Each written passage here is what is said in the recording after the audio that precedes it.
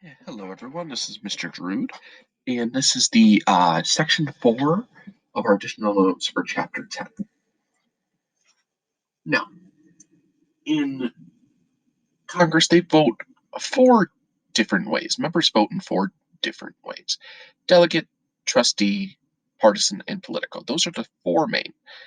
And if you're a delegate, that means your congressperson votes for the people. They do it for you, they do it for the voter.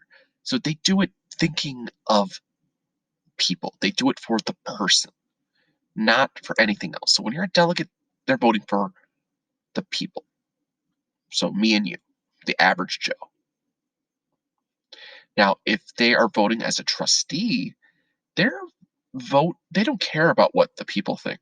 They care mainly on whatever their vote. Let's say it's like the coronavirus stimulus bill.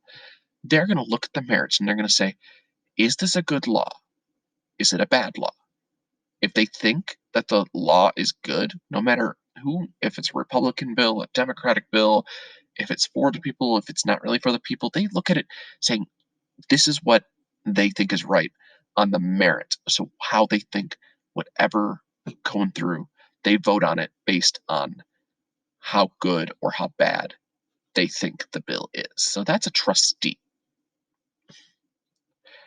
A partisan, they vote strictly based on whatever political party they're a part of. Doesn't matter what the bill could be.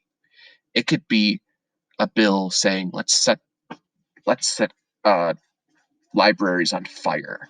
If one political party, no matter what the political party is, either one, they're going to say, I'm going to vote for my party. I'm going to vote yes for this. Whatever my party picks, I'm going to pick it, whether how crazy or ridiculous it is. It could also be perfectly fine. Sometimes it's perfectly good, but they vote based on party alone, nothing else. Now, if you're a Politico, they take all 3 of these. So they take what the people think, the merit, how good or how bad the bill is, and they also think about what their party does. And they take all 3 and put them together when voting. They consider all 3 of these if you're a Politico. So the Politico is kind of like more well rounded. If you're going to want one, you kind of want more of a Politico type congressperson when voting. Now, does that happen all the time? No, but it does. Now, now let's talk about like how much Congress people make money wise. Uh, now,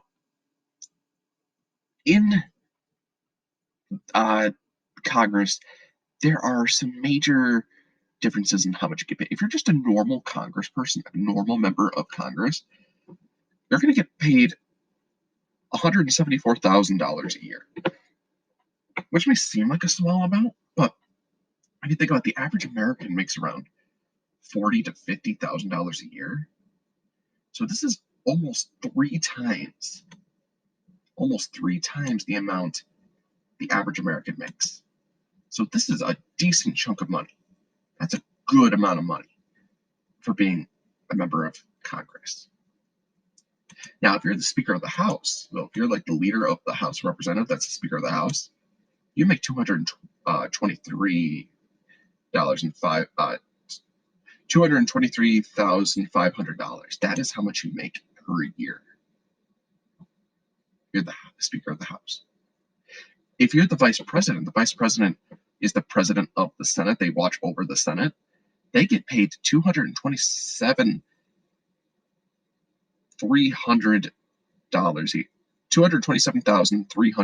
a year. Uh, that is a lot of money. That is a huge chunk of money. And then if you're the president pro tem, that's like one of the main leaders of the Senate, or you're just the floor leader. There's many other like like minority leader, majority leader. They get paid $193,400 per year. So being part of the House of Representatives, you get paid pretty well, and then you, based on what your job is, you get paid more. So definitely, if you are a person that's interested in becoming a politician, try to get that because you get some decent money. Now, There are some privileges or some benefits of being a congressperson. Now, these are just three. There's more to this, but these are just three that I came up with. If you put up something different, that's perfectly fine. But uh, I put they get tax deductions, so they get just for being part. They get some tax deductions. They get travel allowances. They get basically reimbursed for traveling because they do a lot of travel to other states and stuff. So they do a lot of travel, so they get reimbursed for that.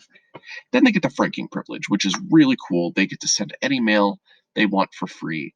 Uh, so except for if it's campaign material, they can't do that for free.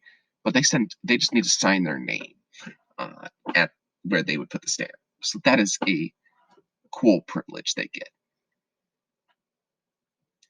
And when you lastly, a constituent are just those that vote. Like constituents are those that are doing the voting. They're the ones that appoint or they elect people to power.